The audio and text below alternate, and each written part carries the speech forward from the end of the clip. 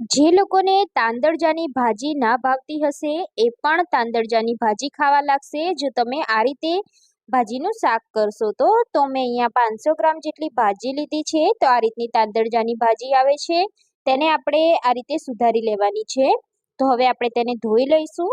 હવે આપણે તેનું શાક કરીશું। તો શાક માટે વઘાર માટે આપણે એક પેનમાં 3 ચમચી તેલ, જીરું અને હિંગનો વઘાર કરીશું। એમાં 1 ચમચી લસણ અને આદુની પેસ્ટ એડ કરીશું। એમાં 2 મોટી સાઈઝની ડુંગળીને મેં ઝીણી કટ કરી લીધી છે તો એ પણ આપણે એડ કરી દઈશું અને ડુંગળીને થોડી સાતળી લઈશું।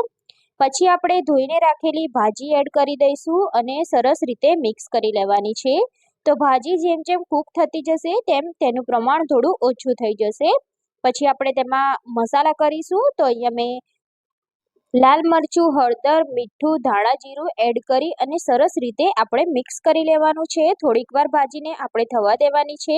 પછી આપણે ઢાંકણ લગાવી તેને 2 થી 3 મિનિટ થવા દઈશું અને સરસ રીતે આપણે મિક્સ કરી લઈશું। આમાં ખૂટતા મસાલા એડ કરી ભાજીને આપણે સરસ કૂક કરી લેવાની છે। તો અહીંયા આપણું ભાજીનું શાક બનીને રેડી છે। સર્વિંગ પ્લેટમાં કાઢી દઈશું। રોટલી સાથે ખાવાની ખૂબ જ મજા આવે છે।